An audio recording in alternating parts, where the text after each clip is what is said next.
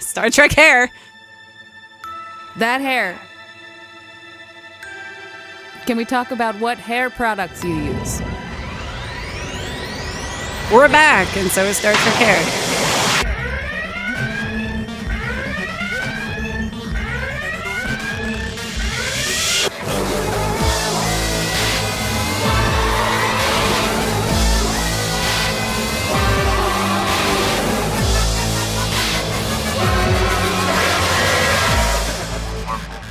It's back. Larissa! I could see you, but in person. Where are we? It's almost like it's a strange new world. Oh, snap. Oh, shit. You guys, we are back in the studio. I mean, not only are we back after a long time, we determined it was January that we did our last episode. And basically, some of it was because the world's opening up after COVID and it's a strange new world after COVID. But it's almost like Lauren and Larissa 2.0 in a way. Yeah. Yeah. We're back in the same room. Yeah. You guys, only our first episode was done in the studio before shit hit the fan and we were forced to record at home. And my audios are horrible. No. If you go way back in our catalog. So sorry. I get like better and better throughout that, but it's so nice to be here and not worry about. We were doing our best with what we had. I know. We were. This is so much better. I'm so happy. Oh my God. Welcome to Into the Wormhole with Larissa and Lauren. Woo! Woo! We're back. It's been a crazy year. Lots of life stuff also for both of us and, the continuing pandemic.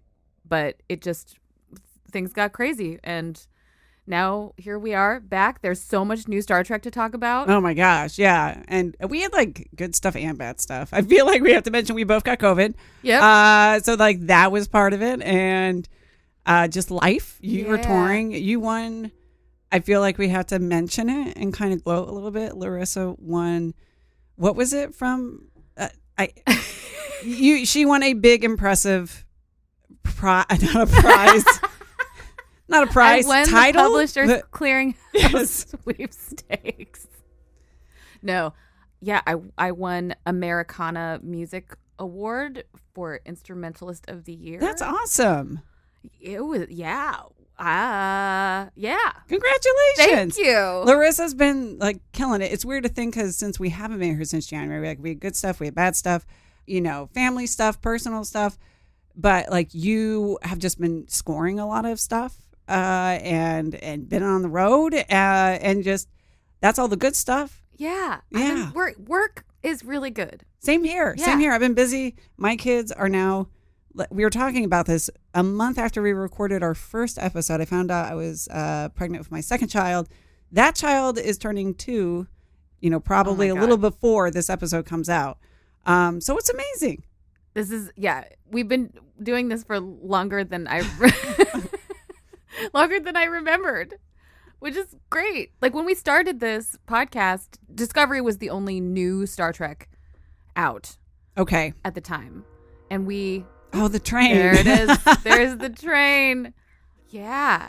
And since then, like... Oh my gosh. So much new Star Trek. So much. All the short treks. The cartoons. We've had 2 animated series. 2 animated series and now... And Picard. Yeah. Holy shit. There's so much Star Trek, you guys. Oh my God. And now Strange New Worlds. Yeah. And we're still trying to talk about one of the books. Anyways. So yes, we had yet another new Star Trek, which is Strange New Worlds, which we talked about briefly, the trailer with the cage. Yes.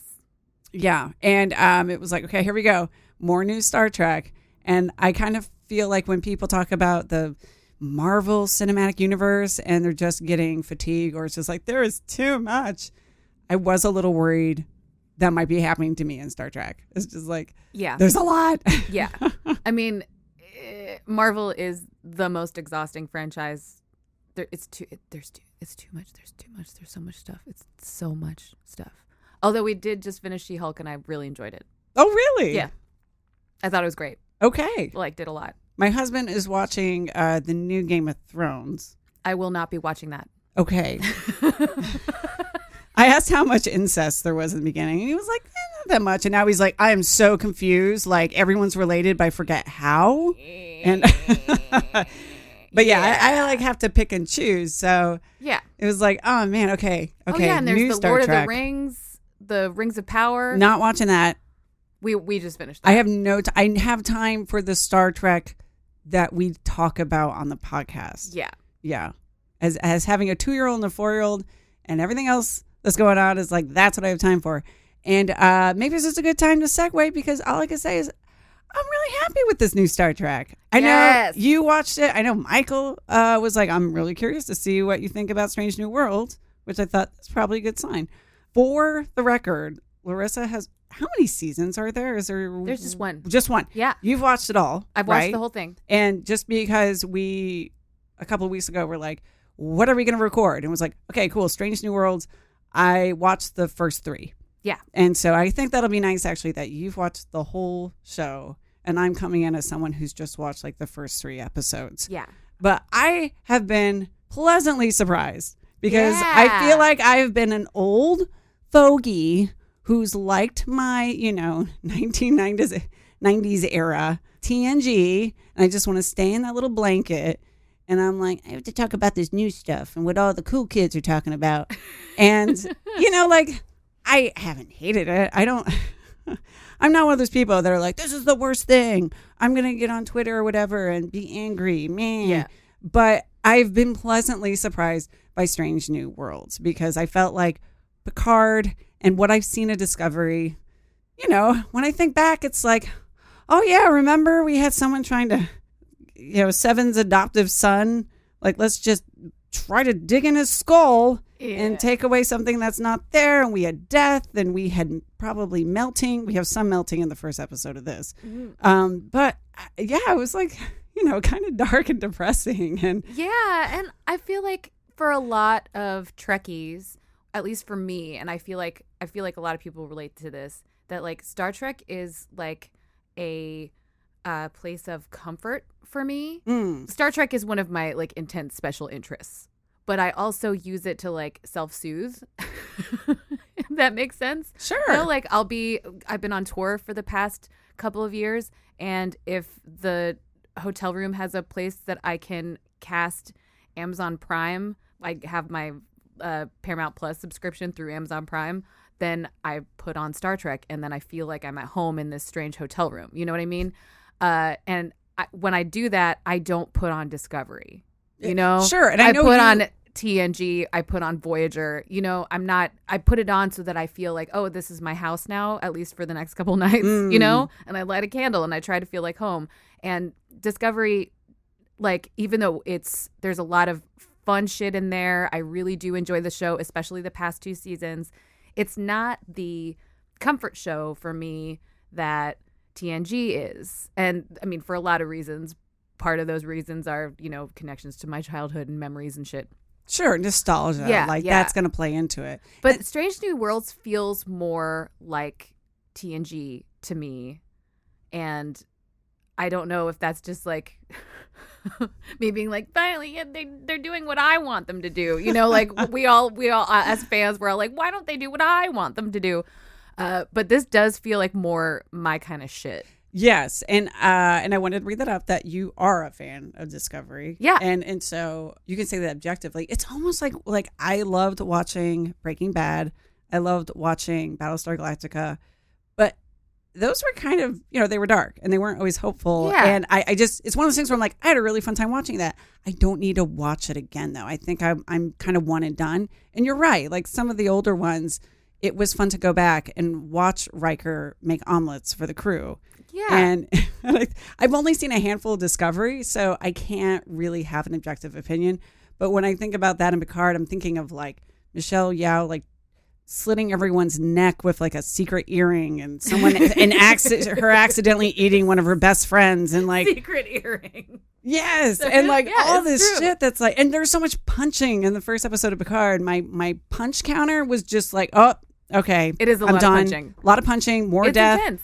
Yeah, and so Discovery, I know I've only seen the first 3 episodes, but that's usually what a journalist would see if they were doing a review, is traditionally the first 3.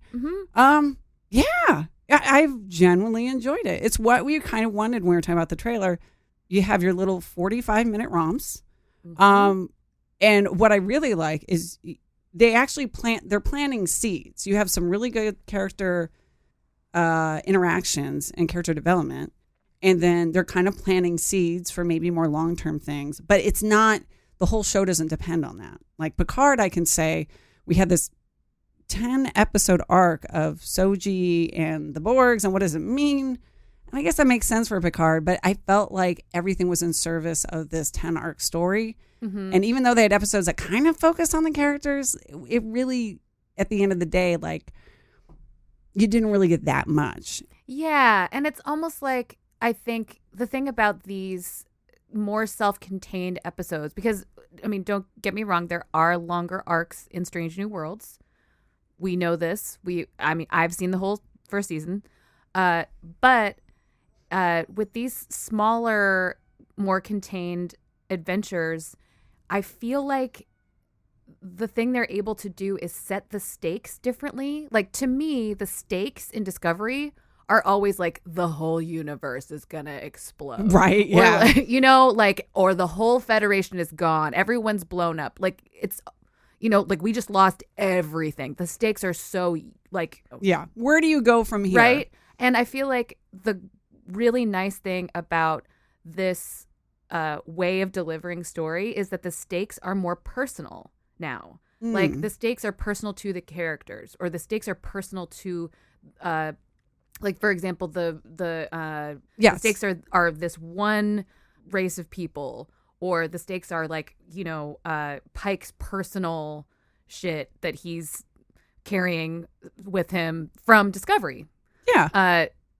Personal shit, like the Doctor's personal shit, like Lieutenant Noonien Singh, like her personal shit. Spoiler, yeah. We'll talk about that. Yeah. But like, and I mean, even like number 1 has the 3rd episode. That's her personal shit. The stakes are personal. The stakes are not like, we have to save the galaxy. Well, and that's what's nice, because the things you're bringing up is just character development, right? Like that's really what it is. And that's character development and adventure at the same time. Yes. And again, it's one of those things where, but it's okay if you jump, like nothing would be crazy important if you missed an episode. At this point, at least, I feel like if someone did just jump in and jump into episode 3 or episode 2, it's like it's probably of no consequence. I can't speak for later in the series, but like Picard, at least I felt like you had to dedicate yourself to 10 episodes, and which is fine. I just felt like the character development suffered because they were so tied to that concept of the bigger story. Yeah. And this one,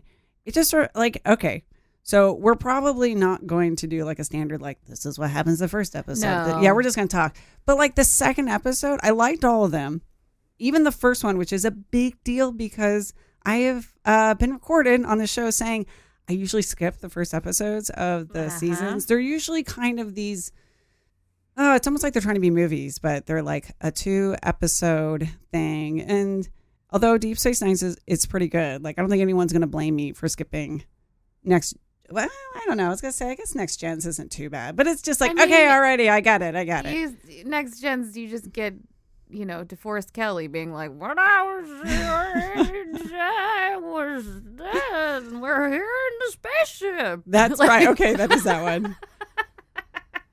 So maybe I should go back. But, it's like, it's kind of like, let's just roll on to, other episodes. Like pilots, you never fucking know. Yeah. And they're trying shit out. But this is well thought out. It still has like a little bit of that like classic Star Trek cheesiness, like the classic like look at what we could be, look at the possibilities, which I fucking love. I mean, I love cheesy shit. I love it. I love things that make me feel little things in my heart. But we also have like the beginnings of longer story arcs, like hints of beginnings of other story arcs, but it's still a self-contained like beginning, middle, and end thing, and then hit it. Yeah. And so like the first episode is like, it's fine. We'll get into a little bit more of like the episodes, but like for instance, the second and third episode I really like. The second episode, what I love though, is that, I mean, it's a pretty basic story. It's like, there's a comet headed to a planet, we have to move it. But that is a simple premise where we've hung all this character stuff. Mm-hmm. It really is an Uhura episode. It is an Uhura episode. But then secondarily, it's also a Uhura and Spock episode. Yeah. And that opening where it's like they're going to, I guess that's actually Pike's like quarters. Yeah. By the way, he probably has the nicest quarters of any captain. He has a legit kitchen. He has like a chef's kitchen. I mean, has like a sink that doesn't like come out of the wall. You know what I mean? Yeah. I mean, it's like he's got counter space. Yeah, that's a nice. I was like, damn. I know. I would love to hang out in the captain's quarters. Holy crap. Yeah. So use your kitchen. It's nicer than mine. That was, but that whole scene, and I'll probably go back to it because there's a couple where they punk her. And, yes, but also when we talk about Andorian guy and stuff, like that scene actually has quite a few interactions, but like that, like I said, that's the stuff I love. Is like Riker making eggs for the crew and they're turning out horrible, or he's playing a trombone, or at the going away party when Data thinks he's retiring, he doesn't know how to open a gift. Like that's what's always fun, is that there are these like sci-fi mysteries, or these, you know, we actually, the first 3 episodes, you have kind of like 3 classic concepts. The first one is like a rescue thing. You know, they have to go in and save their people. Boom. Yeah. Second one is, oh no, the crew is trapped on mysterious thing. They need to get out. Like, boom. The third one is like, there is something on, it's more of a mystery. Yeah. And these are like classic, not only Star Trek, but sci-fi things that we see, plot lines. But they've been able to do the wonderful part where they just hang these interactions on them, and we get so much for the characters. And I just think they're doing it really well. Mm-hmm. Mm-hmm. Absolutely. I will say that I did have some trouble, like it musically in the second episode, only because it's very obvious that Ethan Peck doesn't sing, and and then I was like, oh here he goes, here we go, he's singing now. And yeah, Celia Rose Gooding, on the other hand, is I think that's Uhura for people who don't know, is a Tony nominated actress. Yes. Her mother is a Tony winner. Her mother was in the original Broadway cast of The Color Purple. Oh, okay. She's from a musical family, perfectly cast, I think, as Uhura, because, like, you know, when we think about Uhura, we think about Nichelle Nichols. We think about how, first of all, she wanted to quit Star Trek to go back to Broadway, and then Martin Luther King Jr. said, "Please do not do that." That's like the whole. I mean, and also R.I.P. Yes, we lost people while we were gone. We lost people while we were gone. We lost Kai Wynn. You know. Yeah, we lost a lot of people. But she was a Broadway musical theater actor, so like, of course, cast another musical theater actor in that part. You know, like, hell yes. That I love that attention to detail. Like, we would not have forgiven Star Trek, honestly, if they had miscast Uhura. It would be that's like a grievous mistake. That's a lot of weight on her shoulders too. It is a lot of weight on her shoulders, but I really do feel like they're letting her be. They're not boxing her in to try to make her just like Nichelle Nichols. Well, good. And we have had one recasting in the middle from the movies, and Zoe, I can never get her name wrong. Zoe Saldana. Yeah, like, you know, so we have had, she's not the first person to sort of reinvent. Take up the mantle. Yes, and as I always like to point out, we can't just say it's all about the actress. There's obviously the writing. So, you know, it's like the actors can only do so much with the writing. So it's like it's a very symbiotic relationship when developing a character. Should we talk about like the casting? Is that where this is going? Sure. And all that? I think this is good. I think talking about the casting is going to be great. I'm going to start out just by saying we got some of this cast already on Discovery. Yeah, and you might have to. I never saw any of those episodes, so I did have questions, especially because the first episode, I am pretty sure it deals with when in Discovery they run in with this group, because they mentioned something about when we went through the wormhole, the sky lit up, and I'm like, oh God, Larissa, where are you? Yep. Explain this to me. So we have these characters. Well, we have 3 of these characters in Discovery. We have Christopher Pike, we have Number One, and we have Spock. Mhm. Spock, as we know, is the adopted, or Michael Burnham is Spock's adopted sister. So there's that connection. Pike takes over after Lorca. The whole Lorca thing happens. Jason Isaacs' character. Jason Isaacs' character, who turns out to be from The Bad Place. Bum, bum, bum. I do. One of the episodes we watched, that's revealed at the very end. Yeah. He takes over when all that shit goes down, and then becomes everyone's favorite space daddy. For real. And has one of the best catchphrases of all the is it hit it? Hit it. I learned that because when I posted something on my Instagram, that was what came up. And I hadn't heard him say that. But yeah, his make it so is hit it. Hit it. Or engage. I guess it would be the version of engage. Yeah. Or like take her out. Yeah. Hit it. Yeah. Hit it. I love it. We get Number One, or Una Chin Riley, played by Rebecca Romaine, who, yes, 100% yes, perfect, fuck yes. And then Spock, played by Ethan Peck. All 3 of them on Discovery. They're crew members, basically, for a whole season. Oh, Jesus, really that long? Yeah. Okay. So season 2, I'm guessing? Season 2. Okay. Of Discovery, in case people are confused.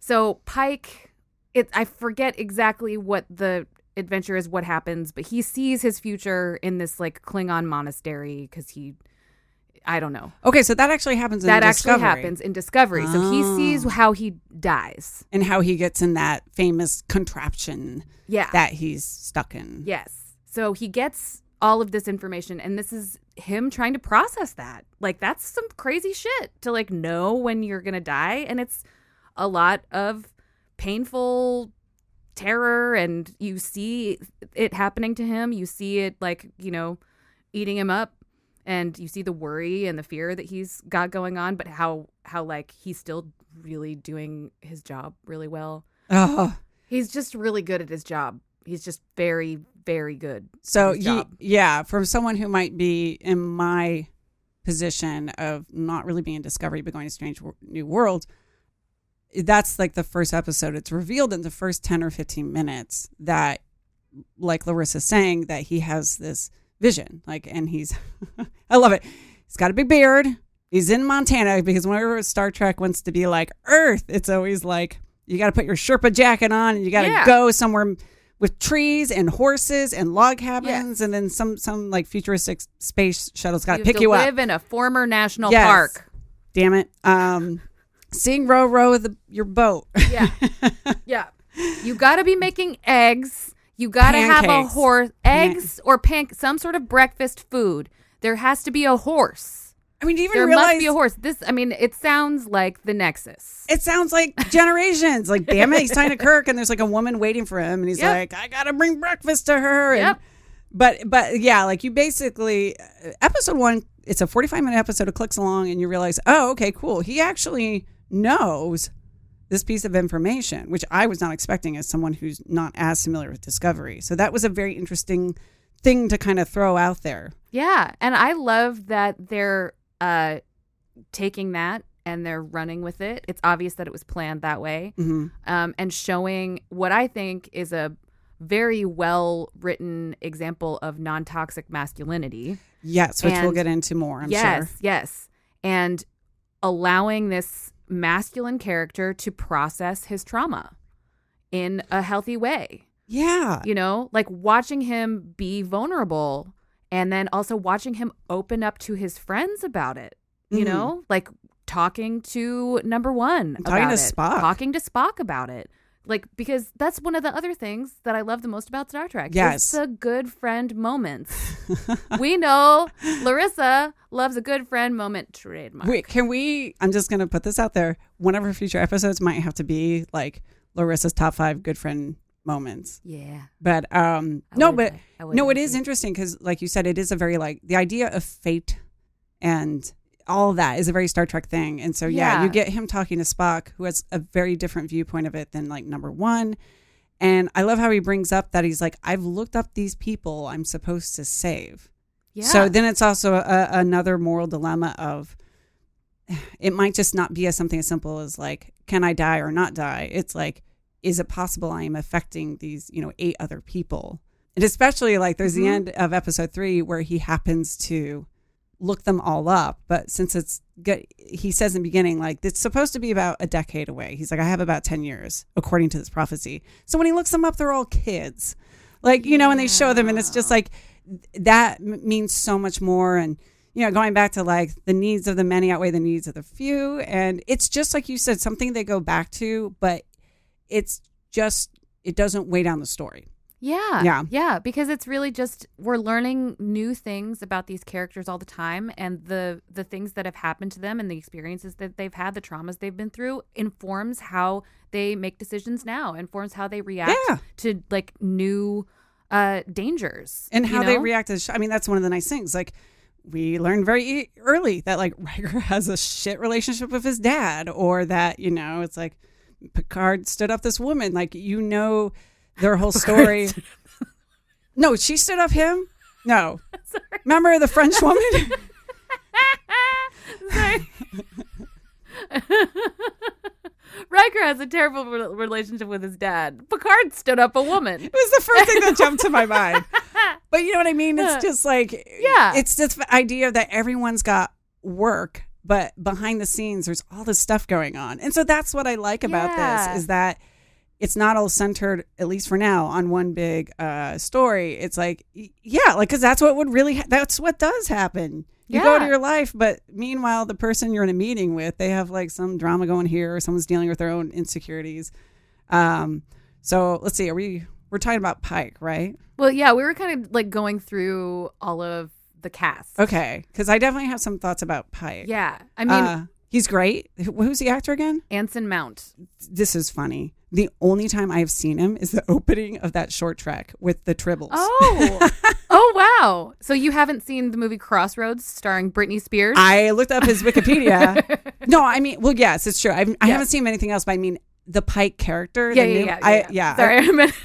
But I had to bring dad? up. Is he her dad in Crossroads? No, he's probably too young. In 1998. Dan Aykroyd plays Britney Spears' dad in Crossroads, and he is the love interest. Oh shit! Yes, he is very hot. Wait, how old he's always is he been in a real life? hottie. How old is Anson? I mean, Mount? no offense. It's he just is like 49. If Britney Spears is okay. The 9 age. I was gonna say like she was a teenager, so Crossroads came out in 1998. 2002. Oh, really? Yeah. Oh, okay, never mind. And Britney Spears is, I think she just turned 40. Yeah. So yeah. Wait, you're 40? I'm gonna be 40 this spring. Okay. I'm 39. Okay, I'm 38. So we still have to wait. That's right, because our birthdays are like really close to each other. So that's not too bad. But like back then, I'm like, I'm pushing 10 years. I'm sure he was casted for a younger age, but so I mean, but he's always been a little cutie pie. No, he's a very attractive man. He is from the Middle Tennessee area. Yes, he's from Dixon. I saw that. Yes. So, I mean, he's a good looking guy, but what I love is that because we had talked to him a little, if only. Yeah, Anson, do you want to come on the podcast? Can we talk about what hair products you use? Please. Yes. No, but what I loved is that when we did the short track, they only show a glimpse of him, but we just had a conversation, I think, before recording about, you're like, oh, you should, in Discovery, he's really funny, he's really great. And you mentioned that he was a really good captain. And seeing him now, it's really great because there haven't been so many Star Trek captains, but I might be imagining this, but you said like he's like the best boss you ever want. Yeah. And that's how I feel like when I see him, don't get me wrong, he's a good looking guy, but I'm not like, oh, hey, Mr. Hottie Toddy. Yeah. It's more like, I wish I had a Captain Pike to tell me everything would be okay when I had an issue. Like, right? Yeah. He's just like a really great mentor and knows how to run a good ship. And I really enjoy that. I mean, even in the second episode when Uhura is very honest at the dinner party about like, I don't know if I belong here yet. And he just says like, well, I hope you find where you do belong, even if it's not here. And I'm like, that's so supportive. That's a good, that's a good captain moment. We're going to have to make a new hashtag. Well, and that's the kind of shit we hope is just fucking normal in the future, right? Like that even within a hierarchical system, there's not this. He doesn't have this sense of superiority or separation, really, even from his crew. Like, he really does treat the crew of the ship like a community, and that he just has a particular job within the community. Yes. And that is so refreshing. I mean, even coming from someone like me who's like, Picard is my captain, he always will be. Like, Picard is definitely very separated from his crew. Like, he feels like he has to be extra private. He feels like he has to have a sort of professional relationship with everyone. And Pike doesn't have that, but he is still somehow professional at the same time. Yeah, you know, he's familiar and still professional, and also like is able to provide like a sense of like joy about like the job that they're doing. Like him turning around and being like, I love this job. You know, like that is like showing his crew of newbies that like they're allowed to feel that too. Like they're allowed to be excited. They're allowed to be like, I can't believe I'm on this ship right now and we're going to go exploring. Like, he wants them to feel those things. And that's like, I think, a sign of an excellent leader. Yeah. And it's to his credit, like, Picard just has like a different philosophy. Like, he feels like he needs to be separate. And like, Kirk's kind of relaxed, but like smug. Like, he is the original space cowboy. Yeah. He also like takes risks without like getting. He's a little narcissistic, and he feels like, like he is kind of like above everything. Pike, I feel like, has swag, but he's very down to earth, and he's almost like the college department head everybody wants, where it's like, hey man, do you mind if I like talk to you for 20 minutes? She's like, sure, come in. I was just listening to my vinyl records. Or, Definitely. You know, so it's actually really cool because they're having so many captains and so many favorite captains. It's nice to see like them successfully pull off another captain. Yeah. And like you said, one that feels very current. I'm sure as I watch, and the nice thing too is he still is very human though, you know. He's not perfect. Yeah. And I also think that if you're gonna give us another white dude captain, he better be special, because it's 2022. Although I guess people could say like he was the original, like, I mean, you know, but you know what I mean. But I love what they have done with this character. Yes. They have done an excellent job with this character, and the actor does a great job. And again, it's a very symbiotic relationship between the actor and the writer and the hair team. Star Trek hair. We're back, and so is Star Trek hair. I fucking love it. Let's move on. And talk about number one. Okay. Yes. Played by Rebecca Romaine, who originally, if people forget, was, I always screw up her name, the lovely Miss Roddenberry. But is it? I'm always Michelle. Sorry. I'm sorry. You tell I'm saying it. Majel. If I read it, it becomes something else in my brain. If I have to say it, it's like, I actually don't know how to pronounce that. Yeah. Majel Barrett Roddenberry originally played number one. Yes, in The Cage, which we've talked about. Yes, and then played Nurse Chapel, yeah. So there are two characters on this show that were formerly played by the First Lady of Star Trek, Majel Barrett Roddenberry. And this is the first one. This is the character that was axed after The Cage. Yes. They were like, no, there can't be a female first officer. Fuck you, whoever you were. Although we're happy. Everything's fine, but also fuck you for saying that. I'm going to say something. I'm going to add something. We said this in our previous one, but I have read, this might be kind of legend, they didn't mind having a female, but they wanted to recast her. And Gene was like, fuck he was like, no, like, and that's why he wrote Gene was right. And that's why he wrote the role of Miss Chapel for her, because he wanted her on the show. He really believed in her. But what it was is he also had a crush on her. Well, it sucks, but I think they just thought that she wasn't attractive enough to be the part. Oh yeah, I feel like we did talk about this. Yeah. Which is so fucked up, because she's magical looking. She's gorgeous. Yeah. And so he just decided, like, look, if it's not going to be her, we're just not even gonna like give the role to somebody else. So I can kind of understand, like, and who knows what they would have done with it. Anyways, yes, but we have it now. Yeah, we have her now. We have her. And I have to say that I think Rebecca Romaine is perfect for this part. She's great. She's great. Yeah, she is absolutely fantastic for this. I also love that her husband, what's his name? Jerry O'Connell? Jerry O'Connell is the voice of the first officer Yes! on Lower Decks. So now they're both number ones. Oh, it's right. I didn't even think about that. Which is very sweet and fun. She looks the part. I mean, looking at her like side by side with Majel, like she looks the part. Yeah, very much. It's like you have to. It's so hard recasting these roles because basically you want someone who's going to like honor the original. Yes. It's not that they have to look exactly like them, but someone who's going to sort of slide into that and pull it off. Yeah, which we have to talk about a lot with this because there's a lot of that going on. There is a lot of that. For sure. So she looks great. I think her character's written well. I remember when reading something interesting about the Alien franchise when it came to Ripley, played by Sigourney Weaver. That the part was actually written so it could be a man or a woman playing it. And they casted Sigourney Weaver. But what I love is that watching the episodes I did, I felt that way about number one. Yeah. Where it's like, this could be a man or a woman. Yeah. And I know that sounds pretty simple. Or a non-binary person. Could be anyone. You're right. Yeah. I'm sorry. But you guys know what I mean. Is that it could be anyone. Was not specific to any sort of,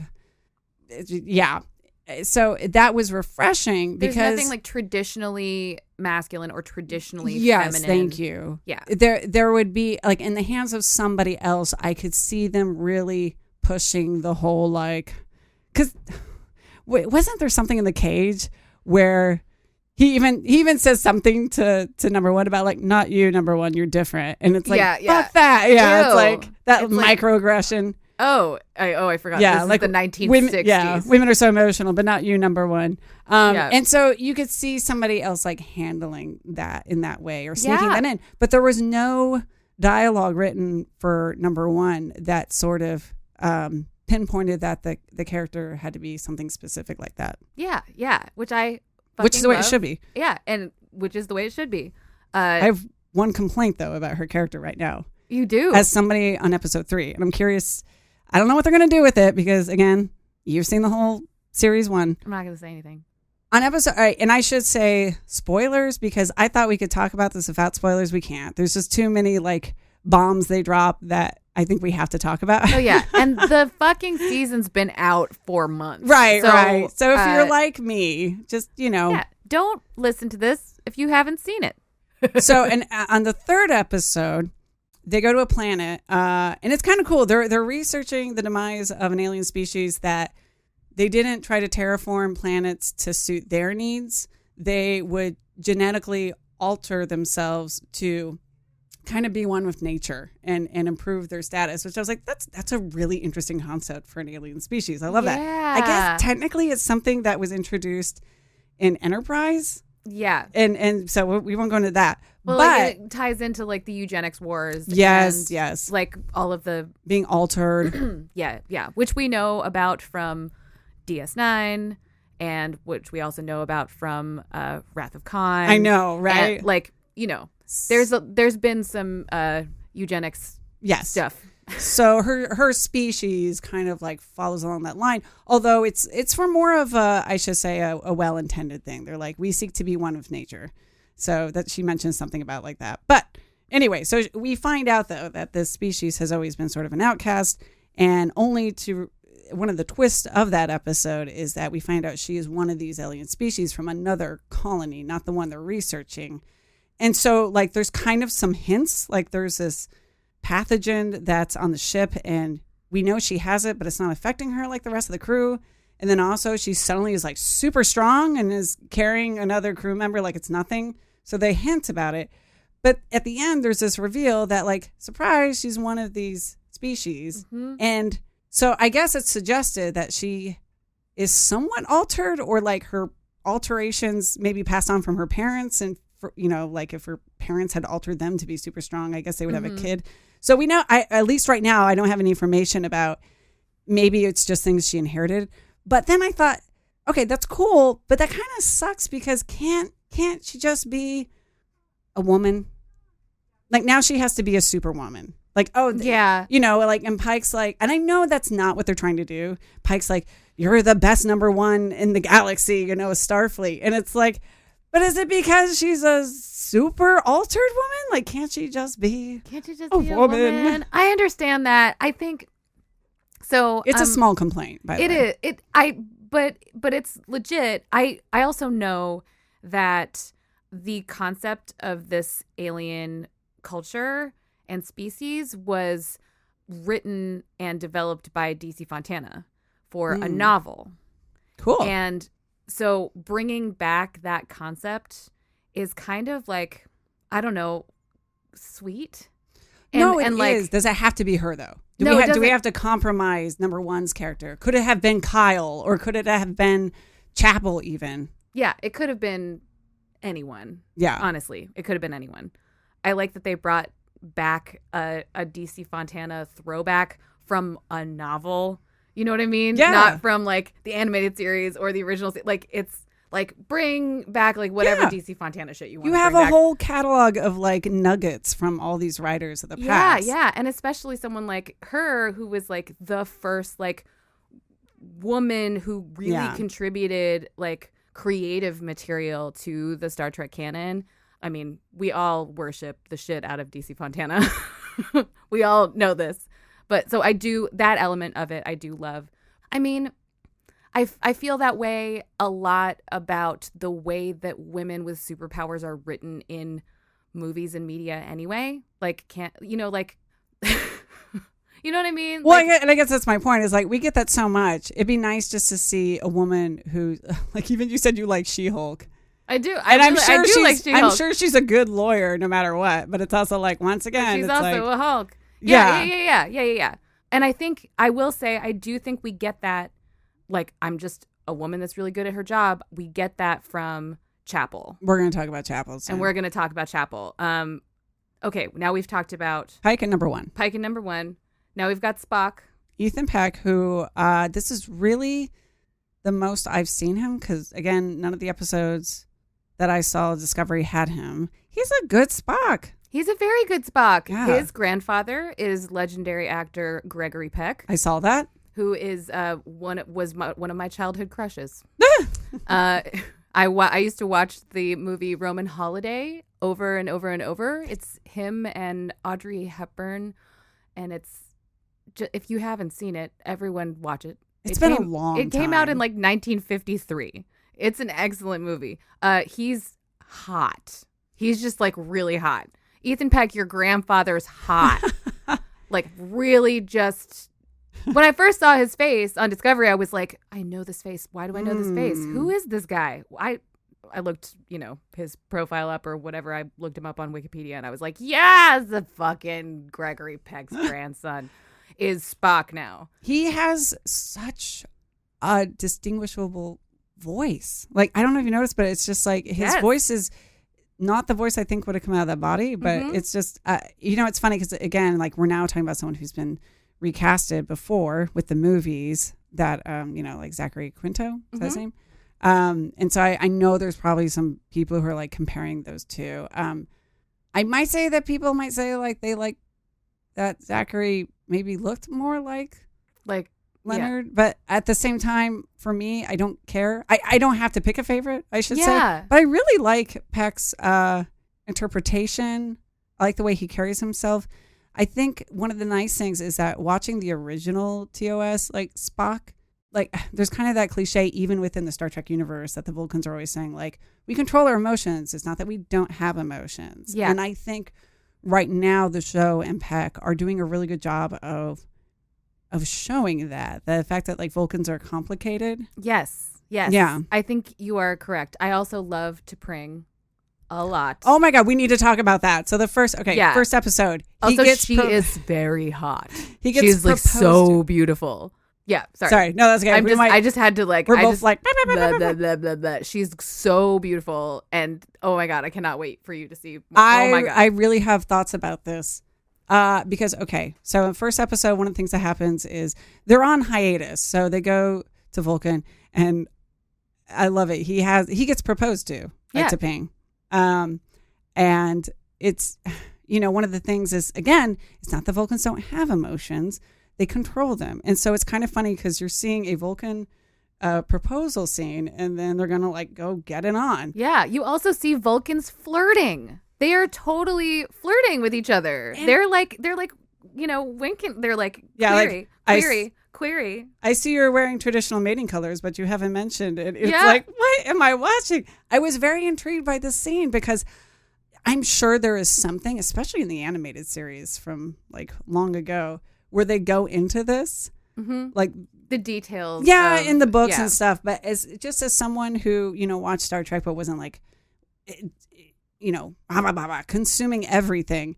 I never seen anything that was so accessible to, humans. Yeah. And at first I was like, I wonder how people reacted to this scene because they are taking something that is considered supposed to be very emotional, like, a proposal and sex. Yeah. And I was like, I wonder if there were people who ran onto Twitter and Facebook and were like, this isn't my Spock. Like, they wouldn't do this, da-da-da-da.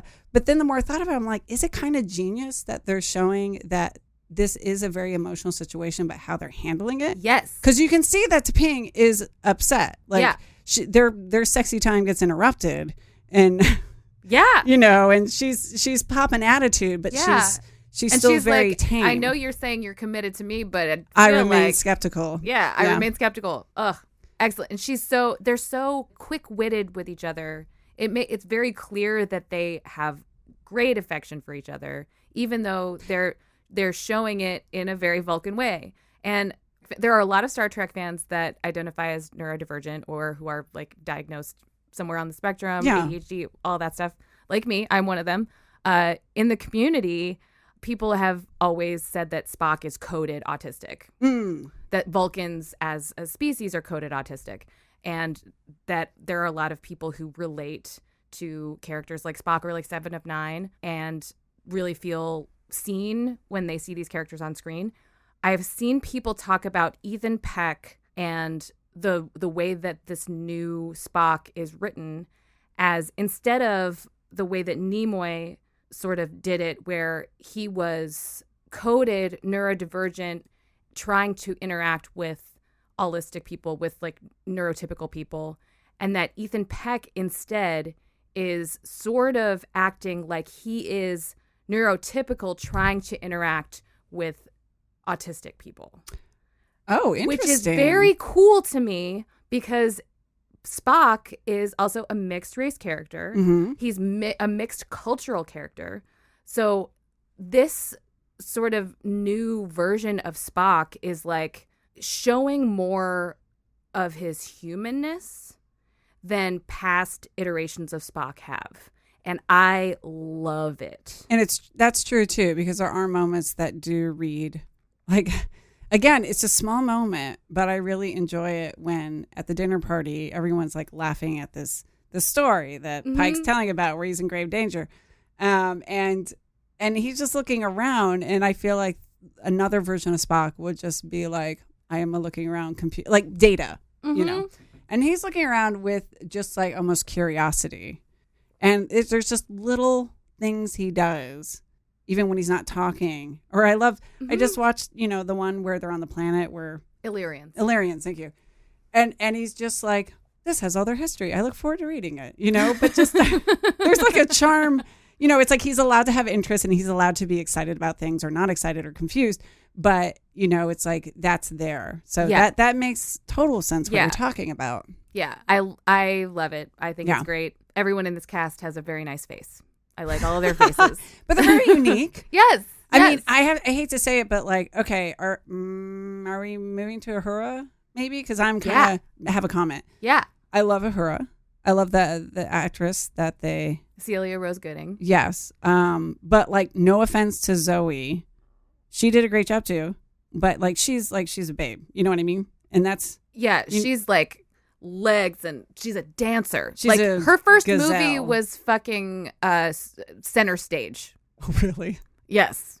She's actually a ballerina. Like she has a dancer's body. Like she smolders. Yes, and I think she did a great job. And which also Nichelle Nichols does. Nichelle Nichols smolders. Hey. Nichelle Nichols is a babe. I think what we're realizing is that smoldering means different things now, and Yes. that's what Strange New Worlds is all about. It's Yes. like, but I guess what I mean is that like it's nice to see different interpretations of beauty. Yeah.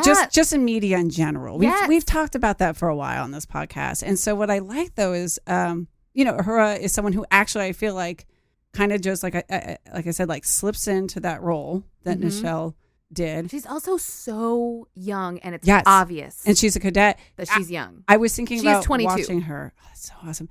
I thought like she's one of my students right now in my class. And I don't mean that in a general term. I mean, there is a specific student that she reminds me of. And I think that's a testament to how well-rounded she is written. Like, for instance, when we look at Lower Decks from TNG, not the animated one, but just, it's like they're kind of just sort of vignettes of like, he's the neurotic one and she's the, the teacher's pet and da-da-da. Yeah. I want to say one of my favorite moments from her is in the very first episode. Is it the elevator? It's the elevator scene. That was such great character development for her. It really was. She like did her fucking homework on the mission. She learned about all the stuff. And then she is also the communications officer. So not only like does she understand language and the importance of the cultural context, but she also is able to make someone feel calm in a obviously stressful situation and have a like lovely conversation with them until they get hypo sprayed. I feel like we have to give context to this. So the first episode, there are two aliens on the ship which are sedated. They both wake up. They get one. The one is running amok on the ship, and he gets into an elevator with Uhura, and she's just like, she starts talking about a sport. She just goes, "Hi." Yeah. And she starts talking about like hoverball or whatever it is. Yeah, whatever sport. And he's like, "Oh, you know that sport?" Yeah. She's like, "Yeah." And so this alien is like freaking out because he's on an alien ship. And by the time the elevator opens, like she's having just a genuine everyday conversation about this, like some match that happened 10 years ago. Yeah. And she knows exactly what she's doing. Yeah. She's distracting him so that Chapel can run up behind him and sedate him. Yeah. And then, it's like, I love it. They're like, Chapel. Yeah, Like, but she also is genuinely interested in talking to this Yes. person too. It is so lovely. It was very well written. It was very like perfectly sort of placed in the story. It was. I was very just charmed. Yes, and those are those like little moments where you can see someone approaching a situation completely different, but it's from the way each character would. Yeah. Speaking of Nurse Chapel. Chapel. I fucking love her. Okay, I might have some of the biggest thoughts about Chapel. So Yeah? I want you to go first, though.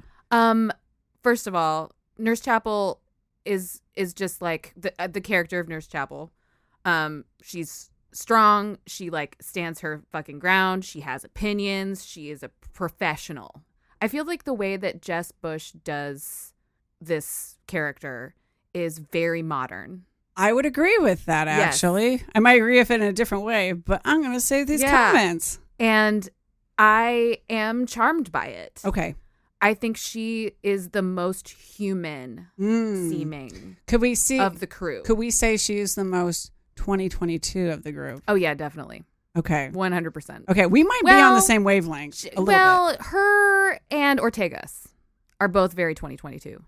I don't want to say too much because there's more. Okay, I know. Well, yes, I know that. Like, you can just be like, trust me later on. Yeah, it is. I can't because I will spoil something for you. Okay, maybe can I give my thoughts? Again, this is like, it really is minor, but since we're digging into them, I like her more now that the show's gone on. I did not like her. First episode, though, I was a little worried. We've talked about tropes on the show. Mm-hmm. And she was the one that I felt like within 30 seconds, I was like, I know who you're supposed to be.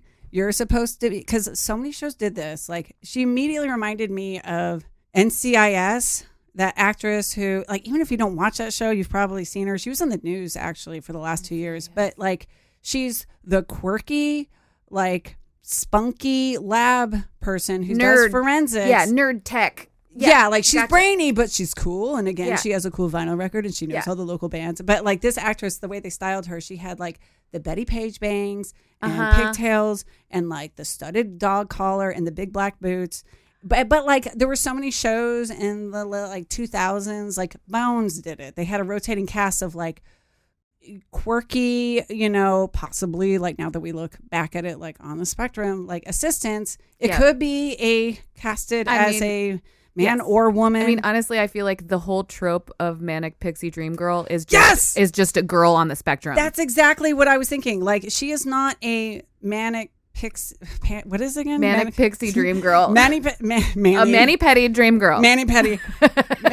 I had the same thought where I'm like, she's not serving that trope for anyone in the story. Yeah. The way, because wasn't like Natalie Portman in Garden State the first one labeled that way? She's not doing it for any character. She's doing it for the audience. Like that. And that character is, and if it's a guy, it's like, he's cute, but he's not like buff. He's always like kind of the guy who was probably picked on, but he's kind of cute. And you're like, I'd sleep with him. And then, and I got vibes from that the first episode. Maybe they were coming a little too hard with her, like, one-liners and stuff. Yeah. But I was thinking, like, okay, if this was a movie, you would be Emma Stone or you would be Margot Robbie / Harley Quinn vibes. You know what I mean? Yeah. So that's, which isn't necessarily a bad thing. I think they dialed that down the other 2 episodes I've seen. I am looking forward to getting more meat on those bones. Yes. Because I feel like right now and you will. Okay, cool. And you will. I felt like the first episode, I was like, she's the only one right now that feels like a caricature and a character I've seen in a million. And it's always like this science medical assistant who's like stuck in the forensics lab. And of course, she's in sick bay. So I look forward. I trust the show enough. Yes. For them to do something more of her. And they do. And I'm not going to say anything else. I really, over the course of the season, grew to like really love what they did with her character. Okay, awesome. I think she's really cool. I want to be her friend. Okay, fair enough. Yeah. Okay, can we move on to Laan Noonien Singh? This is an intense one. So I think for me, she was the one that was harder for me to crack. And it took a minute. I think it's she's a security officer and she's the rough exterior. She's really tough. Yeah. She's been through a lot of trauma. She's been through a lot. She's going to have a wall, man, but you're going to crack that wall. You're going to crack that wall and it's going to get there, and I was like, okay, like how long is this going to take? But then it actually happened pretty quickly with her relationship with number one. So just for me and maybe even our audience, if they're like me and kind of confused with all the Star Trek information in their head. So she's not related to Sung, but who's Singh again? Khan. Okay. Yeah. Oh, okay. So she is related to somehow. Khan. Okay. Yeah. So like, because Khan was like part of the eugenics wars. Sure. And, like, I'm all sure this he stuff. got around. Yeah. So like, she's got a lot of like trauma in her family. Okay. Yeah. And then interesting. Then the Gorn shit. Yeah. Jesus fucking Christ. Right. That's some intense shit. That's the first episode. I was like, holy fuck. All I will say is she talks about being on their nursery planet, and when she talks more about it, but when she said that, I was like, this cannot be good.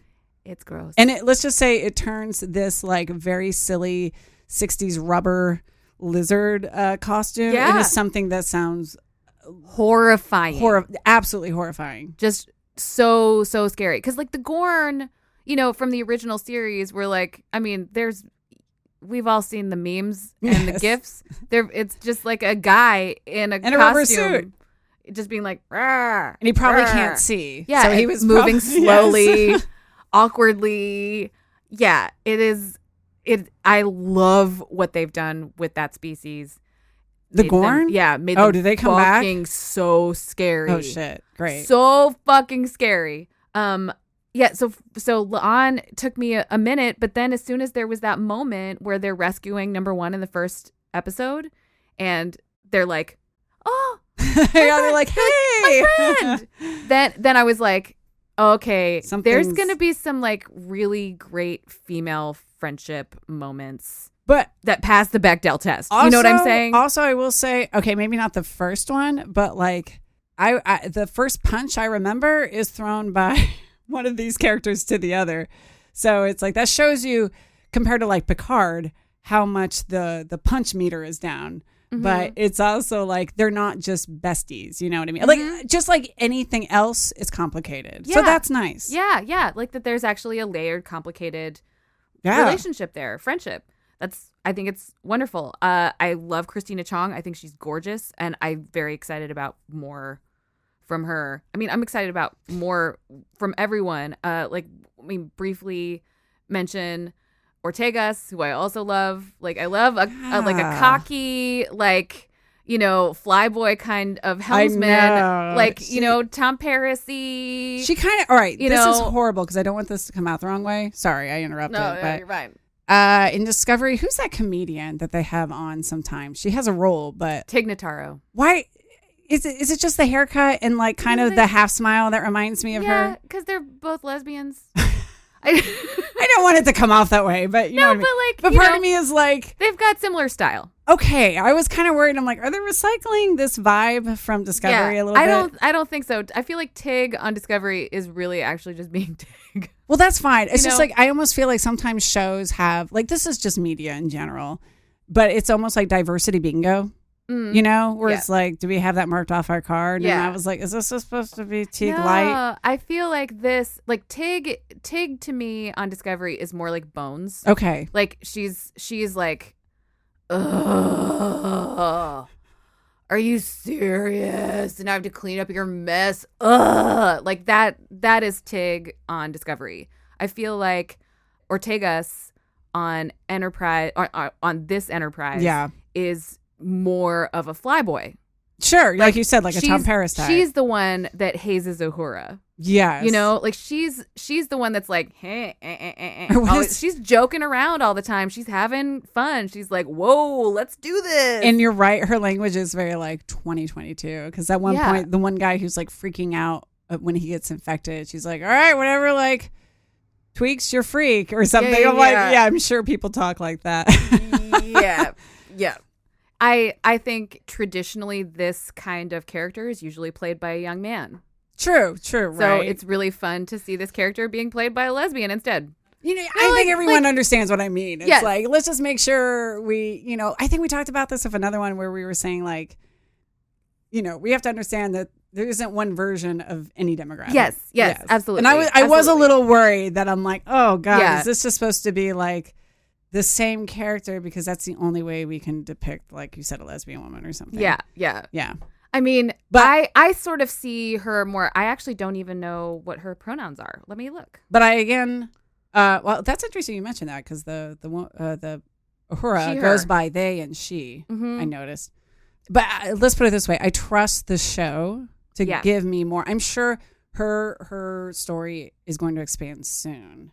And I agree. I'm looking forward to her being more like a Tom Paris rather than a caricature as well. It's less of a stereotype and more of a caricature that I'm worried about. But that was kind of my first impression was like, all right, I'll be interested to see where this goes. Kind of like Chapel.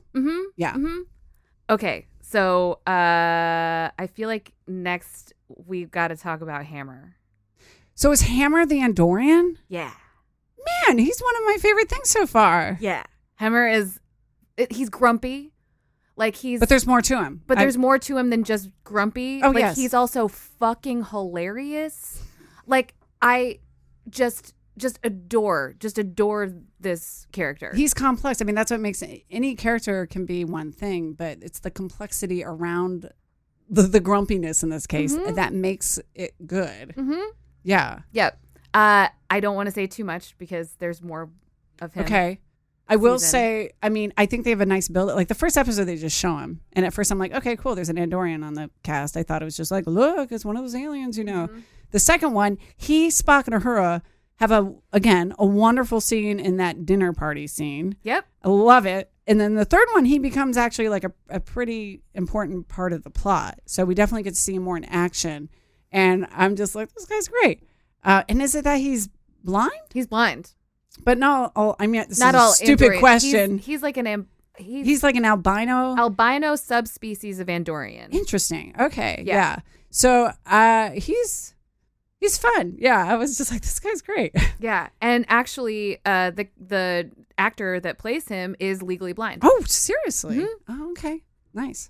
Yeah. Hell fucking yeah. You can cast people with disabilities in characters that have a disability that they have.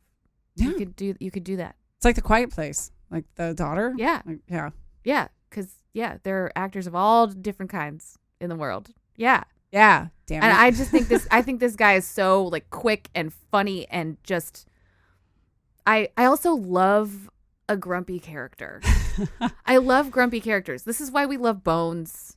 You know, this is why like I loved Pulaski in a lot of ways. Okay. I also love that like we're getting more Andorians. Yeah. We're getting more species of alien. That is fun. We love that shit. More aliens, please. Yeah, I will say, like, even the alien design in the second episode is just like the ones that are on the planet. Mm-hmm. Like, beautiful. Yeah. Like, the clothing design, the makeup, they have some that are obviously digitally altered, but in a way that makes you go, ah, like, yeah. like aliens are scary. Yeah, I think it looks really beautiful. Okay, so, that's all the That's cast. another Oh, it is? Oh, no, sorry. We have one more. Who? Dr. Mbenga. Oh, yeah. Oh. Who we just looked up, and he's like a black belt in Brazilian Jiu-Jitsu. Brazilian Jiu-Jitsu master. That's awesome. That's amazing. I have never seen anything else he's been in. I saw really quickly on his Wikipedia he was in Dune, though. Mm-hmm. Have you seen Dune? I have. Okay. It's worth seeing. Okay. Yeah. I fucking love this guy. He is so like sweet and tender and attentive and like very sensitive and just fucking lovely. So I mean this doctor this character is from the original series. Like he's on he is? Yeah. A Private Little War and That Which Survives, 2 episodes of TOS. Whoa. Mm-hmm. And yes, bring him back. What's his story in that though? I don't remember. We probably need to watch those episodes. Oh, I didn't know that. Yeah, the original actor who played him was Booker Bradshaw. Okay. He was an American record producer, film and TV actor, and Motown executive. Wait, I got to look at your laptop for this. Hold on. Yeah, he had like a very interesting career. He did a whole bunch of random stuff. Well, I love him too. He's another one where we see him. You see him in the first episode. Yeah. And then he really comes back the third one, but really towards the end. And again, it's just, I feel like a pretty good integration of like, here's the story. You're watching this because of the story. But wait, don't leave. We're going to drop something on you. Yeah. That's going to become more story. Yes. Yeah. That's going to become some more crazy fucking shit. And it's like, oh man. And it's nice because it sort of like ties up the mystery of the third episode of like why this actually happened. Yeah. But then it gives you a piece of his personal puzzle that you're like, oh man. Yes. And as a parent, it's also like equally heartbreaking. Like, that's also what I'm saying about like all of the stakes being very personal. Yes. In all of these episodes, the stakes are personal. The stakes aren't the galaxy. The stakes are right. It's just the whole point is it's just showing like at the end of the day, it's like we're all just, I don't even want to say people because not everyone's people in the ship, but we're all just individuals with our own problems going into like the bigger universe. Yeah. And I mean, I think that this is doing a really great job of giving Star Trek fans and giving like new Star Trek fans the satisfaction of seeing the things that we have always loved about Star Trek. Watching people who know how to work as a team really well. Watching people who are just really trying to do their job really well. Yeah. And have an adventure. What did you say? It's like competency porn or competency porn. Competency porn. It really is. I love that shit. The West Wing is the same. It's the same. And that's really what it's about, is that in the future, hopefully, it's not that everything's perfect. It's just the fact that we are trying our damnedest. Yeah. Maybe that's what we need in a post-COVID world. Yeah. And that we're like giving a shit about other people. Yeah. Like really giving a shit about other people because we understand that if my neighbor is doing well, then I am doing well. Oh, that reminds me of something I did want to bring up with you. So the first episode, it's kind of like, it's more of like a rescue mission. Like we got to get our people out of there. It's a very, compared to like other things, it's a little heavy handed on the whole, like, Earth used to be pretty fucking messed up. You don't want to be like us. Like, I feel like they even had footage that I'm like, how the hell hell did they get that footage? That was like last week. Like, damn, they were quick on that. Yeah. So they were like pretty heavy handed on the like, hey, we're pretty fucked up right now. Don't end up like the us. Yeah. But then on the third one, what I thought was interesting about number one, and I called this too. I called that she was going to make this entry and then delete it. But she makes a log entry and she's like, what? And this is the revelation that she's part of this alien species that like the Federation has kind of turned their back on because they're doing things that are kind of questionable. And, and of course, Pike is very supportive when he finds out. He's like, you're the best and you're a hero. Like, don't you worry. And she's like, what if I wasn't a hero? Like, would the opinion change? And she said, what if I wasn't the right one? And that I felt like was a very Star Trek moment, but a little more subtle. Mm-hmm. And kind of the beauty of sci-fi where it's like, oh, that holds up a mirror to like a bunch of stuff. Well, yeah. Like, does someone have to have contributed something like excellent to earn the right to exist? To have and I hate to say it, but like a pass.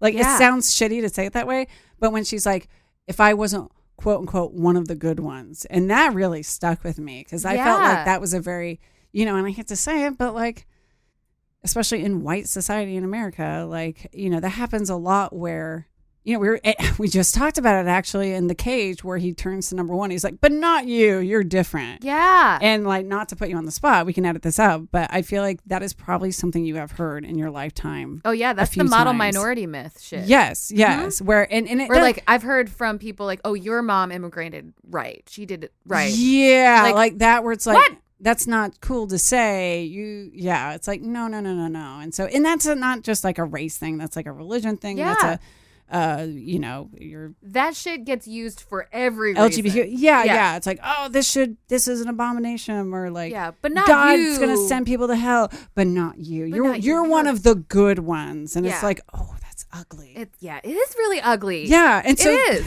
when that happened, especially because it's disguised as a compliment. Yes, exactly. Because it is not a compliment. And so when she ends with that log entry, that to me was like, man, that's Star Trek. Mm-hmm. Star Trek. Yes, that's what I'm saying. This really makes me feel like I'm watching Star Trek. Yeah. Yeah. Not like I'm like watching an action movie that takes place in the Star Trek universe. Like this really feels like it has all of the things that I love about Star Trek. Dan started watching this with me. He really enjoyed it. And that's curious because I feel like Dan wants more action. Yeah, but he really did like this. Okay. And then we started watching Book of Boba Fett. Oh. And then after we watched like one episode of that, I feel like we watched a couple episodes of that. He was like, Strange New Worlds is better than the show. And I was like, yes, it is. The show actually is not very good. It's not. All right. Can I say one thing too? Kind of going off of that. I've been very pleased. Like truly the 3 episodes I've seen, 1, 2, 3, in my mind, I was trying to visualize them as like a 1992 Next Gen episode with like bad special effects and like even TV lighting. And I was like, dude, this is totally a Next Gen episode, which has kind of been what, like we said, it's like, I want this. But what I love though is one of the things I said about I went back and listened to our podcast about Strange New Worlds and the trailer. And I said, one thing that has changed is that like Star Trek is back and it has like the money and the budget and the technology is there too. Like, cause there's episodes of Next Gen where it's like, it's a person in a fuzzy suit or, or it's somebody, it's just obviously it's like kind of low rent in some places. And so what I like is that these are very talky, which is something I like. The first one might be a little more actiony, but like they're very talky. I like that. But when they do have action or some sort of drama, I have been legitimately like anxious and feel my heart racing just because the graphics are up to speed. Yeah. I will say like 2 of the most terrifying moments have been when there's that suspense of like Uhura opens up the alien egg. Yeah. And I'm like, oh God, like, first of all, it's a beautiful set piece. Like, beautiful. It's a beautiful set piece and the graphics are there, but like, I am anxious with the crew to be like, what's going to happen next? And then the third one, You're pulled in. You're really pulled in. you are. And then the third one, the set design is, and we don't go to Spock and Pike much, but they're stuck in like basically a alien library. And it's actually very simple. It's just like lit up. Like I actually took a picture on my phone because I wanted to remember it and maybe show you. But, since I'm more the visual person, like I thought that was the library scene. It's just it's just a simple. Yeah. It's probably not that hard for them to make, but it was so effective. Yeah. So some really beautiful set design. But when that door and those, quote unquote monsters or aliens start coming in, like I was genuinely frightened because it wasn't like a cheesy Voyager graphic. Shit. Yes, because the graphics now can serve the story. Yeah. That's exciting for me. Yeah. Because like I'm there with them. It's not just like we said, Voyager had bad graphics. TNG had like you remember those huge mosquito things? Yes, exactly. Now it is like, oh Jesus fuck, what is that? And because they've pulled back on like a million punches or constant action, it makes those moments much more weighted for me. Yeah. So that might just be a personal thing, but that's one thing I'm really enjoying. Yeah. I'm also really enjoying the music, and I want to specifically say this score is written by Nami Melamed, and she is the first woman to ever write music for Star Trek. That is very exciting. They heard you, Larissa. Yeah, they fucking heard me. They didn't hire me, but they did hire a woman, and she's fucking fantastic. She just co-scored a big movie with Michael Giacchino. She did not write the theme. I wish they had let her write the theme. I can't remember the theme. Yeah, exactly. I know, and I'm kind of like, I feel like they should have let her write the theme also. But I am very impressed with her work on this. I'm really excited that there's a fucking woman writing music for the show. Finally.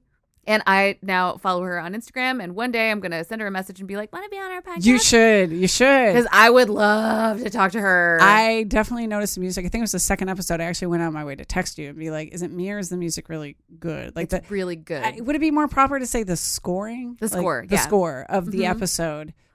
Well, yeah. Well, this I feel like the show does a very good job of sort of hinting at the time period of Star Trek universe, while also obviously making it a show that is current.